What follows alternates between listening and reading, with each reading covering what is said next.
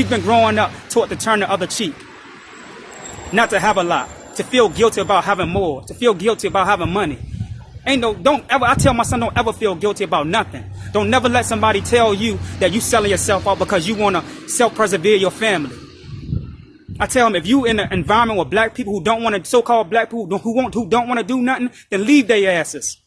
Because this is going to stagnate you, and it's going to be your fault that you don't get to where you need to get to because you're looking at something that has nothing to do with you. You're looking at a physical component and think that that's you. That's not you. You are you.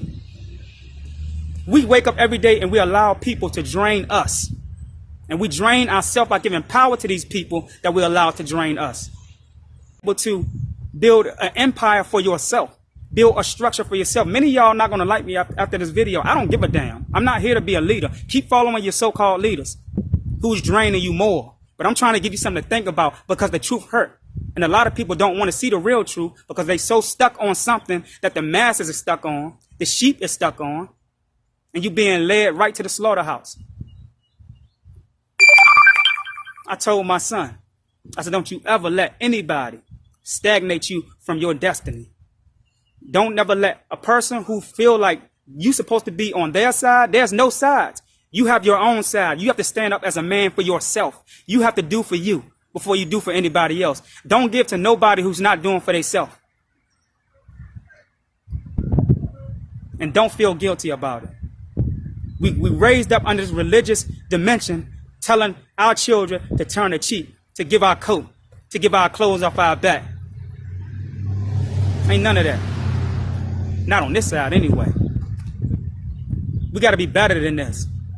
Many of us are still in the so-called conscious community and just as religious as the church, just as religious as the people who's in the Islamic community.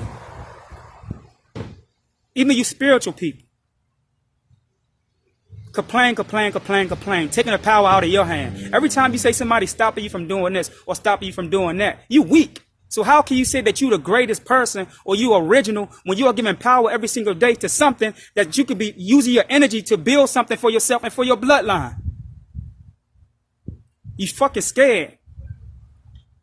And as you get to certain levels and realms within your mental jurisdictions of your own destiny and journey, you don't want to deal with people like that.